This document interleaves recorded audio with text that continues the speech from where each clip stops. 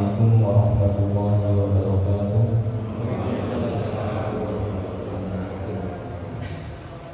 Alhamdulillah, alhamdulillahilladzi arsala rasulahu bil huda wa dinil haqq liyudhhirahu 'ala dini kullih wa kafaa billahi shahida. Asyhadu an la ilaha illallah wahdahu la syarika lah wa asyhadu anna Muhammadan 'abduhu wa rasuluh la nabiyya wa la rasula ba'dah. Allahumma shalli wa sallim 'ala nabiyyina wa habibina Muhammad wa 'ala alihi wa sahbihi wa man tabi'a hudah ila yaumil qiyamah. Amma ba'd. Puji serta syukur kita panjatkan kehadirat Allah Subhanahu wa taala yang senantiasa melimpahkan kepada kita semua nikmat-nikmatnya, terutama adalah nikmat Islam, nikmat iman, nikmat hidayah, nikmat taufiq, nikmat sehat walafiat, dan nikmat-nikmat lainnya yang sama-sama kita rasakan yang semuanya patut untuk kita syukuri.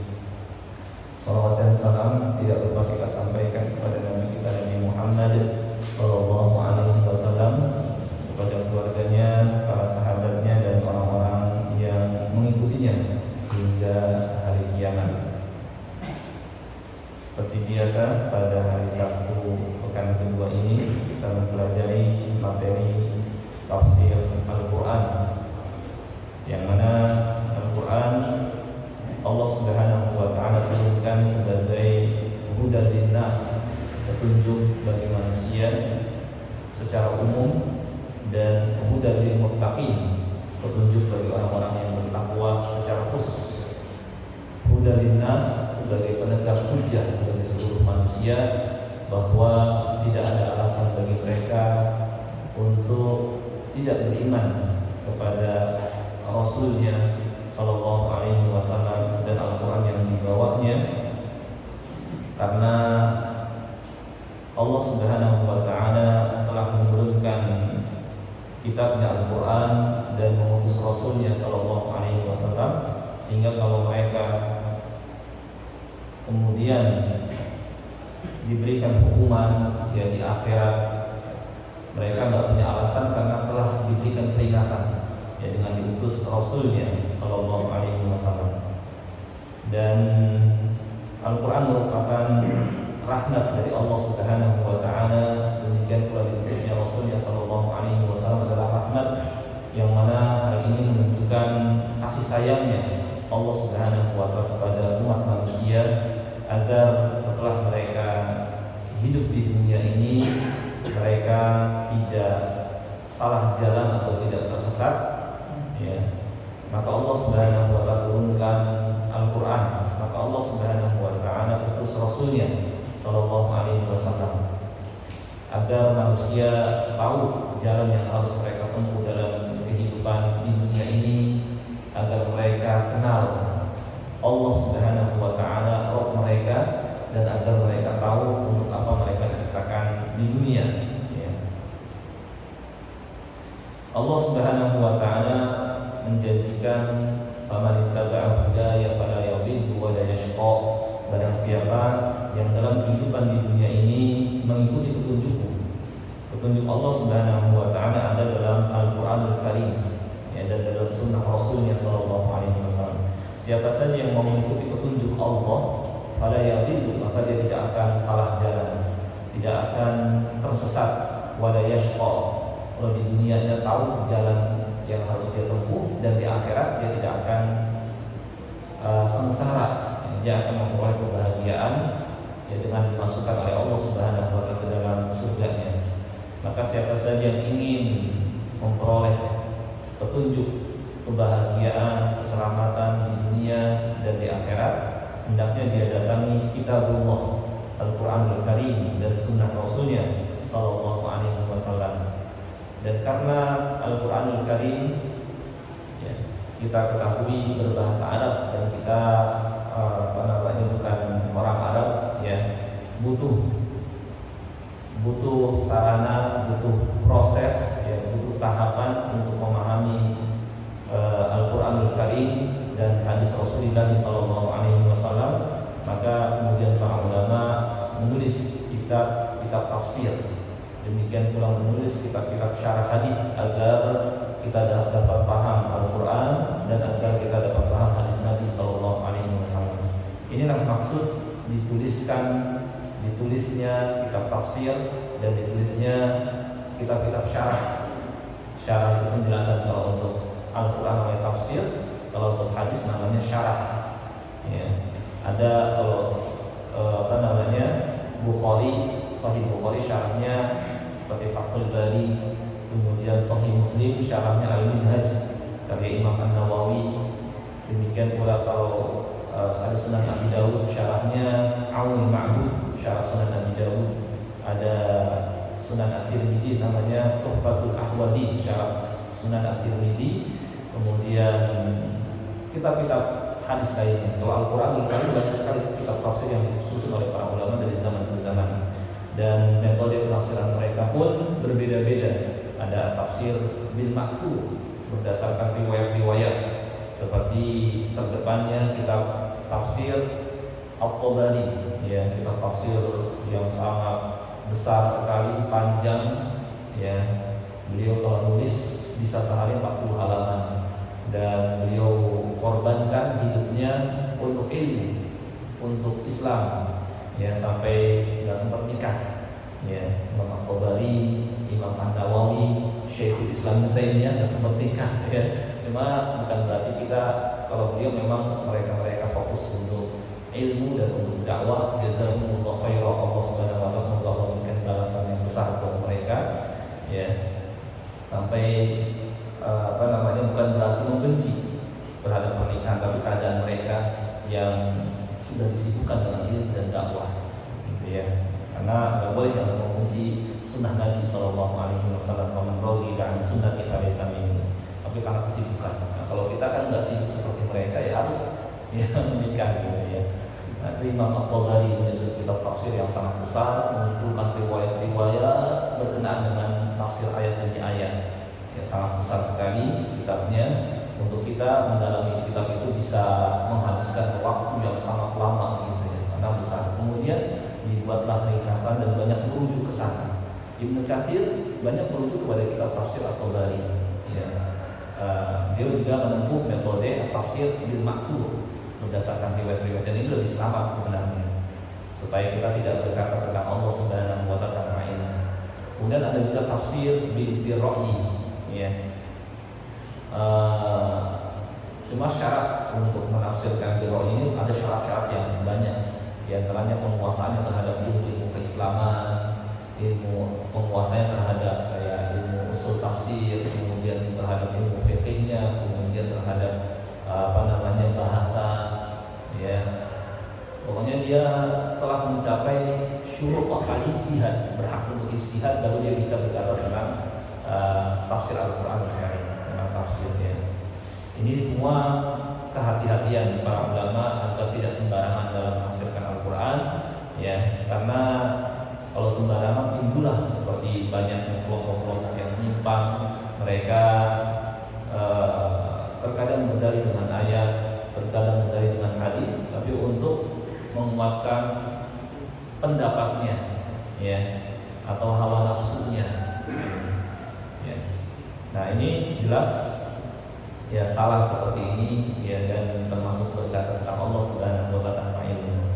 Ya, makanya sangat berat sekali untuk menjadi mufassir, ya, sangat berat sekali mencapai syarat-syarat ijtihad yang penguasanya terhadap ilmu syar'i dalam sekali, ya. Dan kebanyakan mungkin kelompok-kelompok yang menyimpang, ya, mereka penguasaannya minim sekali terhadap ilmu-ilmu Al-Quran, ilmu tafsirnya, kemudian ilmu hadisnya, kemudian ilmu fikihnya, kemudian ilmu usulnya, kemudian bahasa Arabnya, sehingga ya akhirnya ya pemikirannya aneh-aneh, gitu ya, dan mengajak manusia juga kepada hal yang aneh, gitu. Nah, ini yang dikhawatirkan oleh para ulama seperti itu. Makanya supaya kita tidak salah paham, kita rujuk kitab-kitab tafsir dan kitab-kitab syarah hadis. Ya, kitab tafsir tadi yang dimaksud seperti tafsir At-Tabari, kemudian tafsir Ibnu Katsir, kemudian tafsir Al-Baghawi, kemudian tafsir Ad-Durrul Mansur, kemudian tafsir Fathul Qadir, dan filsuf yang sangat banyak sekali. Ya. Tafsir bil ra'yi ada, ya, tapi banyak para ulama nggak terlalu banyak komentar karena khawatir takut mereka salah dalam tafsir. Dan di antara sekian tafsir bil ra'yi kalau yang zaman sekarang atau mu'asir adalah tafsir Syekh Abdurrahman bin Nasir As-Sa'di, guru dari Syekh Muhammad bin Shalih Al-Utsaimin. Beliau nama kitabnya Taysirul Karimur Rahman fi Tafsir Kalamil Mannan. Beliau menyusun masih muda usianya dulu, ketika 30-an tahun, usianya 32 tahun beliau menyusun tafsir itu, ya. Dan beliau seorang usuli, seorang ahli usul, faqih, seorang ahli fiqih, sehingga dari satu ayat terkadang beliau menyimpulkan banyak hukum. Contoh misalnya di surah Al-Maidah ayat 60, ayat 6, ya, beliau menyimpulkan kandungan dari surah Al-Maidah ayat 6 sampai puluhan hukum. Ayat itu menunjukkan ini, menunjukkan ini, menunjukkan ini, menunjukkan karena kedalaman ilmu beliau, ya. Beliau seorang mujtahid juga. Nah ini kitab tafsir disebut dengan tafsir As-Sa'di, guru dari Syekh Muhammad bin Shalih Al-Utsaimin. Ya. Nah ini beberapa, ya, ini metode para ulama dalam menafsirkan Al-Quran. Ada yang tafsir bil ma'thur, ada yang tafsir bil ra'yi. Tapi bil ra'yi harus hati-hati, harus orang yang sudah mencapai tingkatan tinggi dalam hal ilmu. Ya. Baik, itu mungkin sekedar pengantar saja. Kemarin kita sudah mempelajari tafsir isti'adah, ya, baru isti'adah saja. Sekarang kita memasuki surah Al-Fatihah, ya. Dan saya fokuskan ke tafsir Al-Fatihah dan juz amma, karena baik Al-Fatihah maupun juz amma adalah surah-surah yang biasa dibaca dalam sholat kita, ya. Rata-rata kan banyakkan hafalan saudara-saudara kita cuma di juz amma saja. Dan ya yang hafal lebih, yang nggak terlalu, maksudnya banyak sih banyak, tapi pada umumnya ya mereka yang biasa mereka baca, yang mereka hafal juga di seputar juz amma. Maka alangkah baiknya agar kita dapat memahami dan menghayati, ya, ayat yang kita baca, kita pelajari tafsirnya, dan ini dapat membantu seseorang untuk khusyuk dalam sholat, di mana khusyuk adalah ruhnya sholat. Semakin tinggi tingkat kekhusyuan seseorang, maka semakin besar pahala yang dia peroleh, ya. Dan khusyuk, ya, untuk meraihnya adalah dengan dia memahami apa yang dia baca. Baik, sekarang kita masuk ke surah Al-Fatihah, ya. Al-Fatihah artinya adalah pembuka, ya. Disebut dengan Al-Fatihah atau Fatihatul Kitab karena dengan surah Al-Fatihah ini dibuka Al-Quranul Karim. Jadi kalau kita buka Al-Quran, maka surah yang pertama kita lihat di sana adalah surah Al-Fatihah, meskipun bukan sebagai surah yang pertama kali diturunkan, karena surah yang pertama kali diturunkan adalah surah Al-Alaq 1-5. Surah ini terdiri dari 7 ayat, ya, sebagaimana firman Allah Subhanahu wa taala, "Wa laqad atainaka sab'an minal mathani wal Qur'anil 'azim." Sungguh kami telah memberikan kepada engkau 7 ayat yang berulang-ulang dan Al-Quranul Azim, dan Al-Quran yang agung, ya. Sehingga para ulama sepakat bahwa ayatnya 7, meskipun ada khilaf di kalangan para ulama mana ayat yang ke-7-nya, ya. Kalau ada yang memasukkan basmalah ke dalam Al-Fatihah, ada juga yang tidak memasukkan basmalah ke dalam Al-Fatihah. Tapi mereka semua sepakat ayat yang ke-7. Kalau yang tidak masukkan basmalah ke dalam surah Al-Fatihah, mereka mengatakan ayat yang ke-7-nya adalah ghairil maghdubi 'alaihim waladdallin. Ayat yang ke-7, sehingga mereka wakafkan pada saat siratal ladzina an'amta 'alaihim ghairil maghdubi 'alaihim waladdallin. Nah, ayat yang ke-6 tadi siratal, kemudian yang ke-7 ghairil maghdub. Sedangkan yang memasukkan basmalah ke dalam surah Al-Fatihah, maka mereka wasalkan ayat yang ke-7-nya siratal ladzina an'amta 'alaihim ghairil maghdubi 'alaihim waladdallin. Mereka satukan, karena itu ayat yang ke-7, tidak mereka wakafkan, gitu ya. Baik, Al-Fatihah ini termasuk Makkiyah, yakni yang turun sewaktu Rasulullah SAW masih di Mekah atau belum hijrah ke Madinah. Jadi arti Makkiyah yang rajih, yang kuat adalah yang turun sebelum Nabi SAW hijrah ke Madinah. Jadi kalau Madaniyah setelah Nabi SAW hijrah ke Madinah, sedangkan Makkiyah ketika Nabi SAW belum hijrah ke Madinah. Gitu ya. Surah Al-Fatihah ini adalah surah yang pertama diturunkan secara lengkap di antara surah-surah yang ada dalam Al-Quran. Ini kan kadang-kadang kayak surah Al-Muddathir hanya beberapa ayat yang diturunkan. Kalau Al-Fatihah langsung sekaligus 7 ayat. Kemudian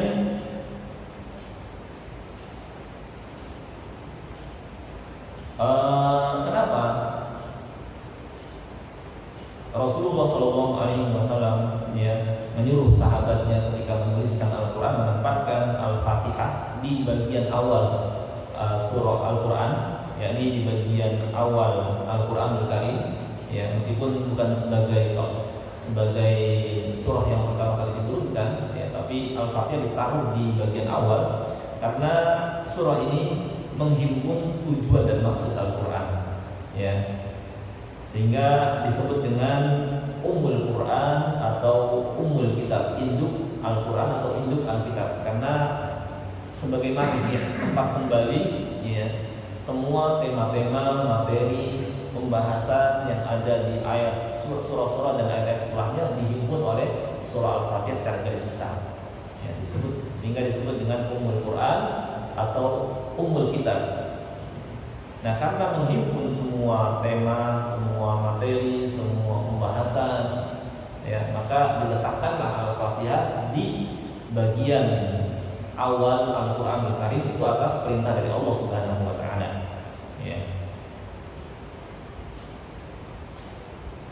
Dan surah dan ayat setelah Al-Fatihah merupakan penjelas lebih lanjut terhadap surah Al-Fatihah. Al-Hasan Al-Basri rahimahullah berkata, sesungguhnya Allah menyimpan ilmu-ilmu yang ada dalam kitab-kitab terdahulu di dalam Al-Quran. Ilmu-ilmu yang ada dalam kitab-kitab terdahulu, Taurat, Injil, Zabur, ada dalam Al-Quran. Kemudian dia menyimpan ilmu-ilmu yang ada dalam Al-Quran di dalam surah Mufassalat yang pendek, ya. Surah Mufassalat bagian-bagian akhir Al-Quran, dan dia menyimpan ilmu-ilmu yang ada dalam surah Mufassal dalam surah Al-Fatihah, dihimpun lagi, dipersingkat lagi, diperkecil lagi, ya, dihimpun lagi oleh surah Al-Fatihah. Oleh karena itu, barang siapa yang mengetahui tafsir Al-Fatihah, maka ia seperti mengetahui tafsir semua kitab-kitab yang diturunkan. Ini diantara kelebihan surah Al-Fatihah. Al-Imam Az-Zamakhsyari, ya, menerangkan, yakni menerangkan bahwa bukti, ya, surah Al-Fatihah memuat semua ilmu yang ada dalam Al-Quranul Karim, ya. Kata beliau, karena di dalam Al-Fatihah memuat pujian bagi Allah Subhanahu wa Ta'ala yang sesuai baginya. Segala puji milik Allah Subhanahu wa Ta'ala dalam setiap keadaan. Dalam keadaan bagaimanapun kita dapatkan nikmat, kita dapatkan musibah, tetap Allah Subhanahu wa Ta'ala berhak mendapatkan pujian.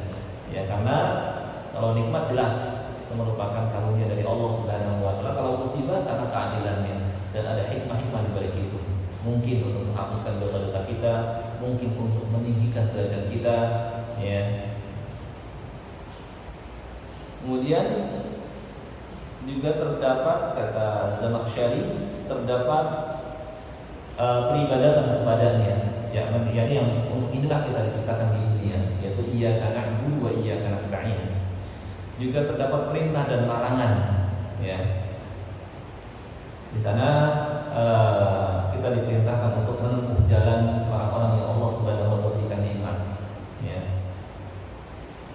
Terdapat perintah dan larangan serta terdapat janji dan ancaman. Janji bagi yang mereka mengikuti jalan orang-orang yang Allah berikan nikmat, yaitu jalannya para nabi, siddiqin, syuhada, dan orang-orang soleh, dijanjikan akan mengantarkan mereka ke dalam surga Allah Subhanahu wa taala, sedangkan mereka yang menyimpang dari jalan tersebut keadaannya bisa dimurkai, ujungnya ke neraka, dan bisa sebagai orang yang sesat ujungnya juga ke neraka. Sedangkan ayat Al-Quran tidak lepas dari semua ini. Dengan demikian, semua isi Al-Quran merupakan penjelasan lebih rinci terhadap masalah yang disebutkan secara garis besar dalam surah Al-Fatihah. Ya, semua isi Al-Quran merupakan penjelasan lebih rinci, penjelasan lebih lanjut terhadap masalah yang disebutkan secara garis besar oleh surah Al-Fatihah. Ada pula yang berpendapat bahwa dinamakan Ummul Kitab karena ditulis pertama dalam mushaf dan pertama dibaca dalam sholat. Ini pendapat Imam Bukhari di bagian awal kitab tafsirnya. Jadi Ummul Kitab juga bisa jadi disebut Ummul Kitab karena ditulis sebagai surah yang pertama dalam mushaf dan pertama dibaca di dalam sholat. Ini pendapat Imam Bukhari dalam kitab dalam Sahih Bukhari di bagian kitab tafsirnya. Surah Al-Fatihah ini juga membicarakan tentang pokok-pokok agama dan cabang-cabangnya, dasar maupun cabang, tentang akidah, tentang ibadah, ya, syariat, keyakinan kepada hari akhir, Maliki Yaumiddin, yang menguasai hari pembalasan, beriman kepada nama Allah yang indah, Ar-Rahmanir Rahim, ya. Demikian pula mengesahkan Allah Subhanahu wa taala dalam beribadah. Iyyaka na'budu, hanya kepada Engkau kami beribadah. Wa iyyaka nasta'in, dan mengesahkan Allah Subhanahu wa taala dalam mohon pertolongan dan dalam berdoa, karena doa bagian masuk ke dalam ibadah, serta mengharap kepada Allah dengan memohon hidayahnya ke jalan yang lurus, memohon pula agar diteguhkan di atas keimanan dan mengikuti jalan orang-orang yang saleh, ya, serta menjauhi jalan orang-orang yang dimurkai dan jalan orang-orang yang sesat. Demikian pula menceritakan tentang kisah orang-orang terdahulu, ada yang Allah berikan nikmat, ada yang dimurkai, dan ada pula yang sesat. Memperhatikan tempat orang-orang yang bahagia, ya, dan tempat orang-orang yang sengsara. Kemana orang-orang bahagia mereka akan menempati, dan di mana tempat orang-orang yang sengsara, serta di dalamnya memuat ibadah kepada Allah Azza wa Jalla dengan melaksanakan perintahnya dan menjauhi larangannya. Ini secara umum kandungan surah Al-Fatihah. Kita masih bahas, yakni kalau mau bahas tertib seperti ini mungkin satu persatu. Ini masih pengantar tentang surah Al-Fatihah. Surah Al-Fatihah ini di samping namanya Fatihatul Kitab atau Al-Fatihah, ya, ada nama-nama lain dari surah Al-Fatihah. Seperti dalam hadis Rasulullah SAW bersabda, Alhamdulillahi ummul Quran wa ummul kitab wa sab'ul matani. Alhamdulillah, yakni surah Al-Fatihah adalah ummul Quran. Nama lainnya adalah ummul Quran. Wa ummul kitab. Ummul kitab tadi sudah diterangkan arti ummu, artinya tempat kembali atau induk atau yang memuat secara garis besar atau merupakan intisari, bisa juga, ya. Wasab'ul matani, dan 7 ayat yang diulang-ulang, ya. 7 ayat karena ayatnya 7. Al-matani diulang-ulang karena dibaca dalam setiap sholat, baik fardu maupun sholat sunat, dan dalam setiap rakaat. Nama lainnya juga adalah Alhamdu dan As-Sholah, ya, nama lain surah Al-Fatihah. Di samping Ummul Quran, Ummul Kitab, As-Sab'ul Matani, ya, nama lainnya adalah Alhamdu dan As-Sholah. Saya bacakan hadisnya. An Abi Hurairah anna Rasulullah sallallahu alaihi wasallam qala, dari Abu Hurairah radhiyallahu anhu bahwa Rasulullah sallallahu alaihi wasallam bersabda, man shalla salatan lam yaqra fiha bi ummil Quran fa hiya khidaj ghairu tamam. Kata Rasulullah sallallahu alaihi wasallam bahwa barang siapa yang salat tidak membaca ummul Quran, maka salat tersebut khidaj, kurang atau tidak sempurna. Kemudian aku bertanya, wahai Abu Hurairah, ini ahyanan aku wara al-imam. Saya terkadang berada di belakang imam. Maka, jadi apakah perlu membaca atau tidak? Ini ada khilaf di kalangan para ulama, dan khilafnya mu'tabar. Jadi diakui dari zaman ke zaman, ada yang tetap memerintahkan baca surah Al-Fatihah, ya, meskipun imam menjaharkan sholatnya, dan ada pula yang berpendapat untuk menyimak saja, ya. Masing-masing punya dalilnya. dan kuat dalilnya, tinggal kita pilih mana yang lebih kuat di antara dalil yang ada. Qala ya Ibnu al-Farisi, kata Abu Hurairah kepada tabi'in ini, wa Ibnu al-Farisi, faqra, tetaplah dibaca fi nafsika, dalam dirimu. Fa inni sami'tu Rasulullah sallallahu alaihi wasallam yaqul, karena aku mendengar Rasulullah sallallahu alaihi wasallam bersabda, qala Allah ta'ala, Allah Subhanahu wa taala berfirman, qasamtu sholata baini wa baina 'abdi nisfain. Aku bagi salat di sini adalah Al-Fatihah. Jadi ini kenapa Al-Fatihah disebut dengan as-shalah? Karena Allah menyebutnya dengan as-shalah, qasamtu shalah. Aku bagi salat, maksudnya Al-Fatihah, baini wa baina 'abdi, untuk aku dan untuk hambaku. Nisfuha fa nisfuha li, separuh dari Al-Fatihah itu buatku, wa nisfuha li 'abdi, dan separuh dari Al-Fatihah itu buat hambaku. Jadi di antara kelebihan surah Al-Fatihah ini ada bagian buat Allah Subhanahu wa taala dan ada bagian buat hamba. Gitu. Wa li 'abdi ma sa'al, dan untuk hamba apa yang dia minta. Yaqra'ul 'abdu, ketika seorang hamba berkata alhamdulillahirabbil alamin, alhamdulillahirabbil alamin, fayaqulu Allah tabaraka wa ta'ala, maka Allah Subhanahu wa taala berfirman, hamidani 'abdi, hambaku telah memujiku. Inilah mengapa salat disebut dengan munajat. Arti munajat itu berbisik-bisik, berkomunikasi secara bisik-bisik, ya, dengan Allah Subhanahu wa taala.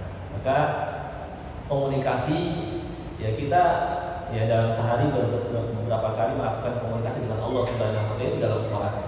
Ya, cuma secara bisik-bisik atau sirron atau sir, ya, disebut dengan munajat, berhubungan dengan Allah Subhanahu wa taala. Ya, ini dengan sholat kita sedang komunikasi dengan Allah. Ya, maka ketika seorang hamba mengucapkan alhamdulillahirabbil alamin, ya, Allah berfirman menjawabnya, kami dari abdi, hambaku telah memuji. Ya. Ini sebagian ulama berdalil dengan hadis ini menunjukkan bahwa ayat yang pertama adalah alhamdulillahirabbil alamin, karena di sini Allah mengatakan ketika hamba berkata alhamdulillahirabbil alamin, Allah menjawab kami dari abdi. Fayaqul, ketika hamba berkata Ar-Rahmanir Rahim, Allah berfirman Athna alayya 'abdi, hambaku menyanjungku. Dijawab oleh Allah Subhanahu wa taala. Ada dialog seakan-akan. Fayaqul, ketika seorang hamba berkata Maliki yaumiddin, ya, Allah berfirman Majjadani 'abdi, hambaku memuliakanku. Wa hadani, ini adalah bagian untukku. Jadi dari alhamdulillahirabbil alamin, Ar-Rahmanir Rahim, Maliki yaumiddin, bagian untuk Allah Subhanahu wa taala. Wa hadani, dan ini untukku. Wa baini wa baina 'abdi, dan kemudian antara aku dengan hambaku, yaitu ayat iyyaka na'budu wa iyyaka nasta'in. Ya, hanya kepada Engkau kami beribadah dan hanya kepada Engkau kami mohon pertolongan. Ya.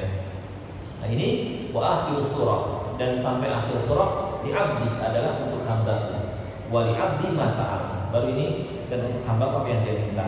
Pas dia mengucapkan ihdinas siratal mustaqim, siratal ladzina an'amta 'alaihim ghairil maghdubi 'alaihim waladdallin. Ini untuk hamba. Ini bagian untuk kita, ya. Di sini menunjukkan kelebihan surah Al-Fatihah, ada bagian untuk Allah dan ada bagian untuk hamba.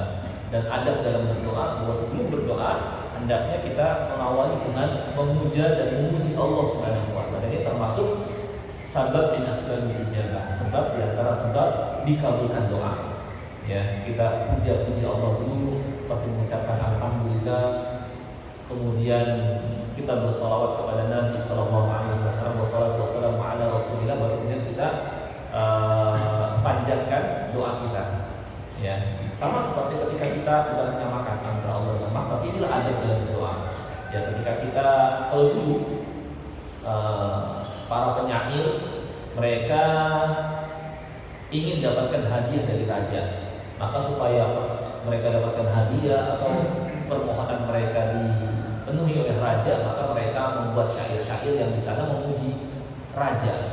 Dibuatlah syair-syair, kebiasaan orang Arab kan suka buat syair-syair yang di situ dia puji rajanya. Nah, kemudian setelah dipuji-pujikan, ya, raja tersebut kemudian memberikan hadiah kepada para penyairnya. Ya, gitu. Akan tapi kalau para penyair ketika memuji raja, disebut dengan madah. Madaha yang dahu madahan, artinya pujian, sekedar pujian di lisan. Tapi kalau kepada Allah Subhanahu wa taala kita menggunakan hamd, alhamdu. Dari kata hamidah yang hamdan, artinya memuji yang disertai rasa cinta dan pengagungan. Kalau para penyair, mereka puji si puji raja, tapi tidak ada rasa cinta, cuma ingin dapatkan hadiah dari para raja. Tapi kita ketika memuji Allah Subhanahu wa taala, di samping kita puji Allah, kita pun dengan disertai rasa cinta, ketundukan, pengagungan kepada Allah Subhanahu wa taala. Gitu ya. Nah, ini di antara adab berdoa. Ya. Nah, kalau kita lihat kan di situ kita puji Allah, ya alhamdulillahirabbil alamin arrahmanir rahim maliki yaumiddin iyyaka na'budu wa iyyaka nasta'in. Kita berdoa. Ya, ada berdoa seperti ini. Kita puji Allah dulu, baru kita berdoa. Nah, inilah hadis bahwa nama lain surah Al-Fatihah adalah Alhamdu dan As-Salat. Ya. Kemudian disebut Al-Fatihah juga dengan As-Salat karena ini termasuk rukun yang harus dibaca dalam sholat. Ya. Terutama pada sholat yang disirkan. Ya. Surat ini juga nama lainnya adalah As-Sab'ul Mathani, yang pernah mungkin saya sampaikan, artinya 7 ayat yang berulang-ulang. 7 karena ayatnya sepakat 7, meskipun ada khilaf mana ayat yang ke-7-nya. Kemudian Al-Mathani berulang-ulang karena diulang-ulang dibaca dalam sholat, ya. Di sholat fardu maupun sunnah dan di setiap rakaat. Di antara hikmah diulang-ulangnya surah ini adalah agar terus hadir dalam pikiran seseorang, ya, nilai-nilai yang terkandung dalam surah Al-Fatihah. Ya, ini sudah pernah mungkin saya sampaikan bahwa kita kan dulu ketika kita ikuti kegiatan pramuka misalnya, ada janji-janji ya yang dibacakan oleh ya pokoknya anggota pramuka, gitu ya. Atau terkadang dalam kegiatan-kegiatan apa disuruh baca setiap kali ada kegiatan dibaca. Apa faedahnya? Agar kita tahu ya tugas dan janji yang harus kita laksanakan. Nah, maka ketika Al-Fatihah ini diperintahkan oleh Allah Subhanahu wa taala untuk kita baca dalam setiap sholat baik fardu maupun sunnah adalah agar nilai-nilai yang ada dalam surah Al-Fatihah itu senantiasa kita ingat dalam pikiran kita, kemudian jadikan prinsip dan pedoman dalam hidup. Itu maksudnya. Ya, di antara prinsip yang ada dalam surah Al-Fatihah adalah bahwa kita yakini Allah Rabbul Alamin, ya satu-satunya Rabb yang menguasai, mengatur, mengurus, menciptakan, memberi rezeki alam semesta secara keseluruhan, dan dia berhak mendapatkan pujian dalam keadaan bagaimanapun. Makanya menggunakan kata alhamdu yang artinya adalah lil istighraq, menunjukkan seluruh, sehingga para penerjemah mengartikan dengan segala. Kalau segala berarti nggak setengah-setengah. Segala betul-betul sempurna pujian buat Allah Subhanahu wa taala. Kalau kepada manusia terkadang kita puji, ya dia dalam satu sisi, tapi kita celak di sisi lain. Memang sih dia, tapi sayangnya dia begini. Nah, itu kurangan. Tapi kepada Allah Subhanahu wa taala mutlak, nggak ada kekurangan sama sekali. Ya. Dalam keadaan bagaimana kita dapat nikmat, dapat musibah, Allah berhak mendapatkan pujian. Karena Nabi SAW ketika dapatkan nikmat mengucapkan Alhamdulillahilladzi bi ni'matihi tatimmus shalihat. Segala puji bagi Allah yang dengan nikmatnya semua amal saleh jadi sempurna. Tapi ketika mendapatkan mendapatkan yang beliau tidak inginkan, musibah atau lainnya, yang beliau tetap mengucapkan Alhamdulillah ala kulli hal. Ya, segala puji bagi Allah dalam keadaan bagaimanapun. Dapat nikmat, dapat musibah, Allah berhak mendapatkan pujian. Kenapa? Karena tindakan Allah Subhanahu wa taala di alam semesta ini berjalan di atas memberikan karunia atau di atas keadilan atau di atas rahmat, di atas kebijaksanaan. Nggak ada ceritanya Allah Subhanahu wa taala zalim, gitu ya. Dia berhak mendapatkan pujian dalam keadaan bagaimanapun. Dia juga yang berhak disembah. Ya, iya karena ya, tidak selainnya. Nah, kalau seorang pahami ayat iya na'budu, maka dia tidak akan berdoa minta kepada selain Allah Subhanahu wa taala. Berkurban seperti membuat sesaji, membuat tumbal, enggak akan. Kalau dia paham iya na'budu wa iyyaka nasta'in. Kemudian butuhnya seorang hamba petunjuk dari Allah Subhanahu wa taala, sehingga Allah ajarkan untuk mengucapkan ihdinas siratal mustaqim. Tunjukkanlah kami Jadi ditunjukkan dan dibantu gitu ya. Meminta kepada Allah hidayah irsyad, namanya diberitahukan mana jalan yang lurus, mana jalan yang bengkok, mana jalan yang hak, mana jalan yang batil. Juga bantulah kami untuk menempuhnya. Karena betapa banyak orang yang sudah tahu kebenaran cuma tidak dipermudah untuk mengikutinya. Ini namanya tidak mendapatkan taufik. Ya.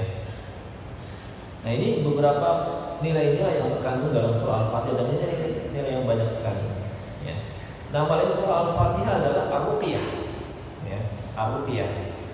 Dalilnya hadis Abu Sa'id radhiyallahu anhu, anna nasan min ashabin Nabi sallallahu alaihi wasallam atau ala hayy min ahya'il Arab.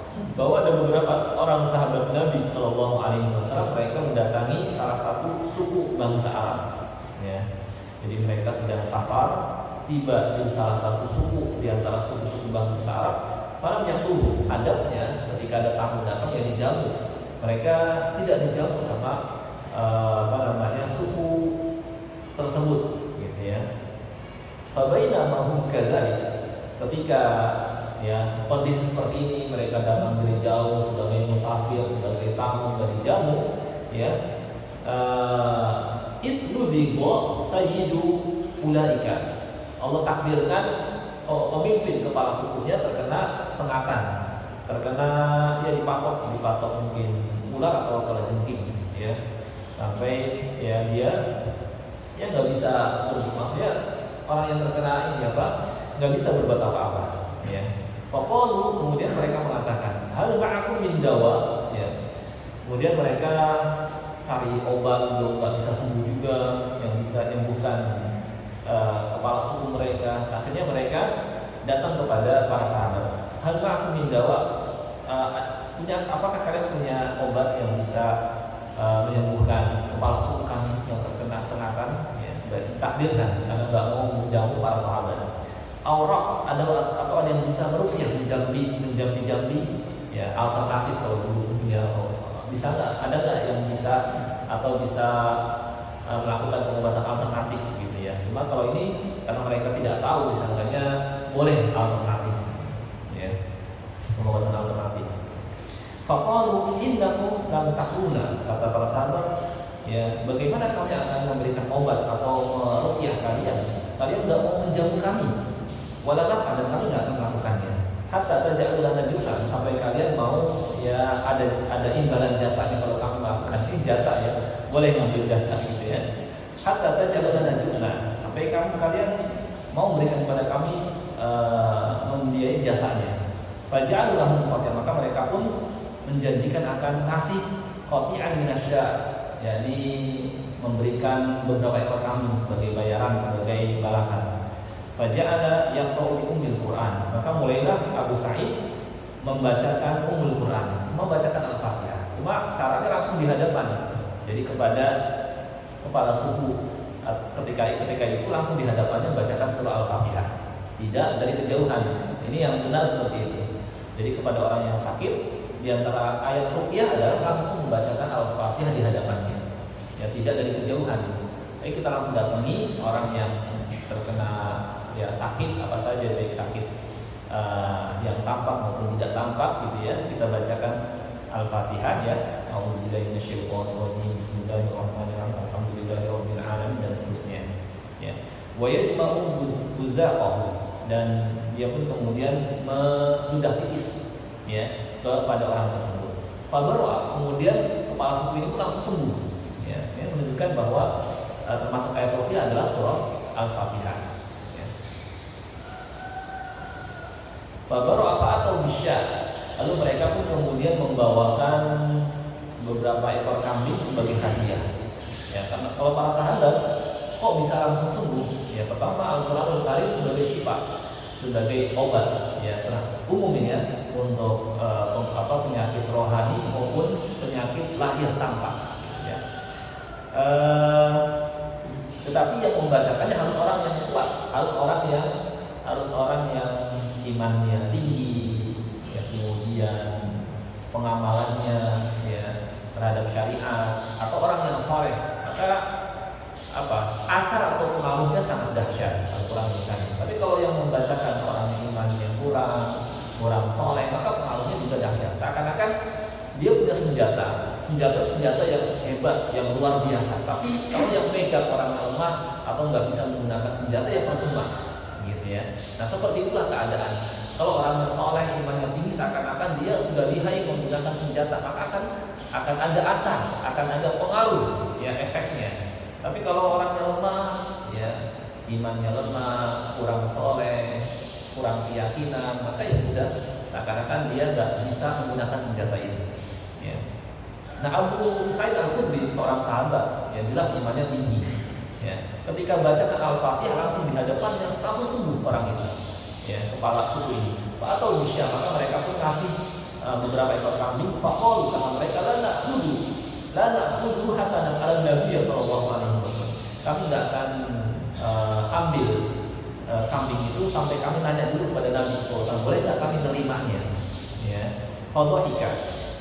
Fasa'aluhu, maka kemudian mereka tanya dulu pada Nabi SAW. Ini ada satu suku yang mereka ngasih imbalan kepada kami karena kami ruqyah kepala sukunya terkena sengatan. Ya, maka ketika itu beliau tersenyum, waqal, dan bersabda, wa ma adraka anna ruqyah. Ya, tahu dari mana kalian tahu bahwa Al-Fatihah bisa sebagai ruqyah?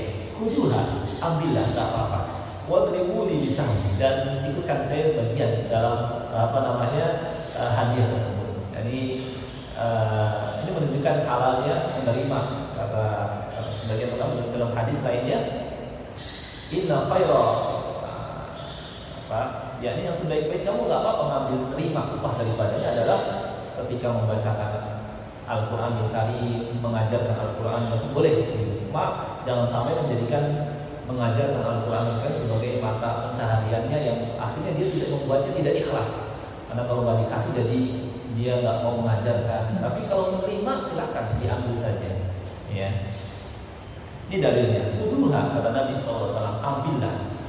Wadribu li bisan, dan ikutkan saya bagian itu dalam kami itu. Ya. Ini dalil bahwa Al-Fatihah disebut dengan Ar-Ruqyah dan bisa dipakai untuk meruqyah orang yang terkena sengatan, kemasukan kesurupan misalnya. Ya, kita langsung saja bacakan. Dan itu terbukti. Kalau kita betul-betul keyakinannya kuat, kalau kita bacakan Al-Fatihah langsung bisa sembuh. Atau bacakan ayat-ayat lainnya seperti ayat kursi, bagian akhir surah Al-Baqarah, kemudian surah Mu'awwidah, Al-Ikhlas, Al-Falaq, An-Nas kepada orang yang kesurupan misalnya, cepat langsung sembuh. Ya, cepat langsung. Apalagi kalau dia yang membacanya tadi itu kuat keyakinannya. Ya. Nah kalau ternyata diulang berkali-kali nggak sembuh, berarti orangnya kurang kuat. Ya, berarti orangnya kurang kuat seperti itu. Kemudian nama lain surah Al-Fatihah adalah Al-Quranul Azim dan Fatihatul Kitab berdasarkan sabda Nabi Sallallahu Alaihi Wasallam, Alhamdulillahirabbil alamin, yasabul matani wal Quranul Azim alladzi utitu. Ya, Alhamdulillahirabbil alamin adalah asabul matani, nama lainnya, dan Al-Quranul Azim yang diberikan kepadaku. Ya. Kemudian surah Al-Fatihah ini tergolong ke dalam surah-surah Makkiyah. Ya. Ini adalah pendapat Ibnu Abbas, Qatadah, dan Abu Aliyah berdasarkan firman Allah Subhanahu wa taala, "Wa laqad atainaka sab'an minal mathani wal Qur'anal 'azim." Sungguh kami telah memberikan kepada engkau 7 ayat yang berulang-ulang dan Al-Qur'anul 'azim. Ya. Ini pendapat sebagian ulama. Tapi yang lain seperti Mujahid berpendapat bahwa Al-Fatihah termasuk surah Madaniyah yang turun setelah Nabi Shallallahu Alaihi Wasallam hijrah. Ya. Ada pula yang berpendapat bahwa Al-Fatihah turun 2 kali di Mekah dan di Madinah. Tetapi yang rajih adalah bahwa Al-Fatihah termasuk Makkiyah karena surah Al-Hijr ini turun di Mekah. Ya. Sehingga Al-Fatihah ini termasuk ke dalam surah-surah Makkiyah. Dan jumlah ayatnya tadi berdasarkan kesepakatan para ulama dan berdasarkan ayat tadi juga adalah 7 tanpa ada khilaf. Ya. Nah, hanya saja ini awal ayatnya para ulama berbeda pendapat. Ya. Pendapat pertama mengatakan bahwa basmalah adalah yakni bagian dari surah Al-Fatihah sehingga sebagai ayat yang pertama. Ayat yang pertama Bismillahirrahmanirrahim, ayat yang kedua Alhamdulillahirabbil alamin, ayat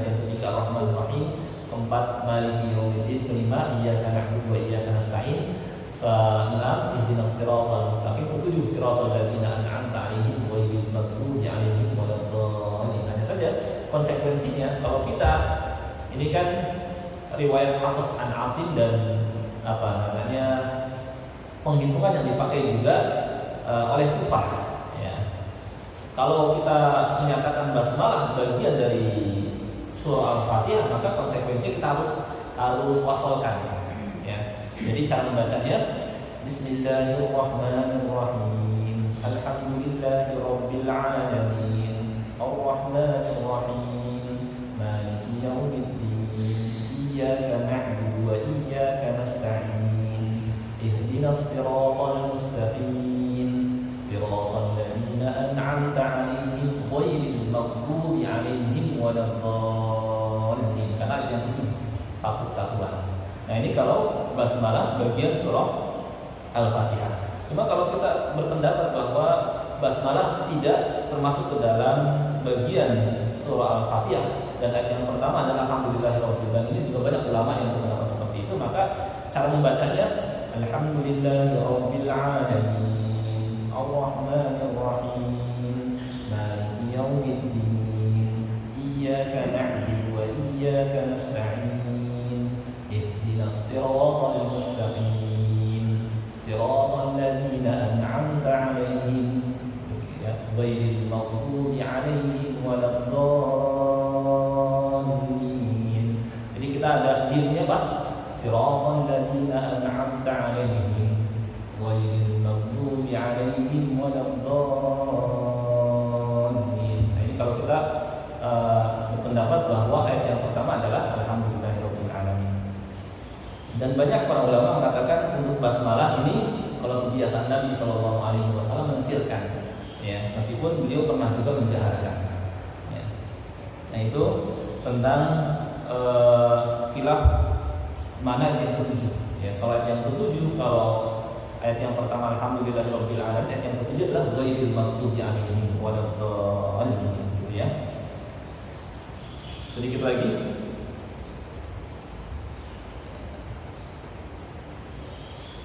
Agak panjang. Saya mau coba yang singkat saja karena agak panjang ini ya. Nah, ini sekedar supaya tahu aja bahwa para ulama ini kuat dalilnya tentang pendapat yang mengatakan bahwa basmalah bagian dari surah Al-Fatihah dan pendapat yang mengatakan bahwa basmalah tidak termasuk surah Al-Fatihah. Nah, ini saya terangkan bahwa ini khilaf yang mu'tabar, diakui dari sejak dahulu dan kita nggak boleh keras-kerasan dalam masalah ini. Ya, di sini para sahabat membaca kitab pula dengan basmalah. Ya, cuma banyak mereka mensirkan, yakni tanpa mengeraskan baca Bismillahirrahmanirrahim langsung ke Alhamdulillah. Cuma nggak jadi masalah menjaharkan. Bahkan mazhab Syafi'i menjaharkan. Dan para ulama sepakat bahwa basmalah termasuk bagian di surah An-Naml ayat ke-30. Yakni ketika Nabi Sulaiman mengirimkan surah ke Ratu Balqis, di sana ada kata-kata Bismillahirrahmanirrahim. Innahu min Sulaiman wa innahu bismillahirrahmanirrahim. Kemudian mereka berselisih apakah basmalah merupakan ayat tersendiri pada awal setiap surah, ya. Jadi untuk Al-Baqarah, Ali Imran, An-Nisa, atau di awal setiap surah ditulis basmalah di bagian awalnya, ya. Atau basmalah merupakan sebagian ayat dari setiap surah. Apakah bagian dari setiap surah? Ya, para qari Makkah dan Kufah mengatakan bahwa basmalah termasuk bagian surah Al-Fatihah. Ya. Jadi pendapat para qari, ya, Makkah dan Kufah, ya, bahwa basmalah bagian dari Al-Fatihah dan bagian dari surah-surah yang lain. Basmalah bagian dari surah Al-Baqarah, Ali Imran, An-Nisa. Namun qari Madinah, Basrah dan Syam berpendapat bahwa tidak berpendapat bahwa basmalah bagian dari surah Al-Fatihah maupun surah-surah yang lain. Makanya Madinah, ya, kalau kita kesana kan, ya mereka langsung mengawali dengan Alhamdulillahirabbil alamin arrahmanirrahim. Ya. Mereka mengatakan bahwa dituliskan basmalah adalah untuk memisahkan antara surah-surah saja dan untuk tabaruk mengambil berkah. Ya. Nah ini ulama yang berpendapat tadi tadi dari kalangan sahabat yang berpendapat bahwa basmalah merupakan ayat dari setiap surah adalah selain surah At-Taubah, Ibnu Abbas, Ibnu Umar, Ibnu Zubair, Abu Hurairah dan Ali radhiyallahu anhum. Sedangkan dari kalangan tabi'in yang berpendapat demikian seperti Atha, Tawus, Sa'id bin Jubair, Mahmud dan lain-lain banyak. Nah, kemudian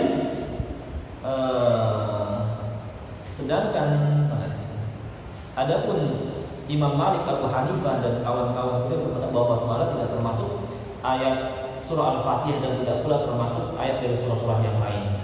Ya. Nah, ini khilaf yang mu'tabar. Sebenarnya dari zaman dulu para ulama sudah ada pendapat seperti itu, sehingga kita toleransi dalam masalah ini. Nah, mau berpendapat bagian dari surah Al-Fatihah silakan, yang berpendapat tidak juga silakan. Ya. Menurut madhab Hafiz dari Asim yang dalam kita Al-Quran yang ada pada kita kan kayak gini, jadi riwayat Hafiz an Asim, ya, bahwa basmalah bagian dari surah Al-Fatihah dan setiap surah, ya, selain surah At-Taubah, ya, selain surah At-Taubah maka basmalah tidak dicantumkan di surah Taubah, dan setiap surah dipisahkan dengan basmalah selain surah Al-Anfal dan At-Taubah. Nah, ini kalau qiraat yang ada pada kita dan yang kita pegang, basmalah dimasukkan ke dalam Al-Fatihah, sehingga tertulis di kita itu Bismillahirrahmanirrahim, ayat yang pertama, yang kedua Alhamdulillahirabbil alamin. Itu, nah ini ya, agak panjang.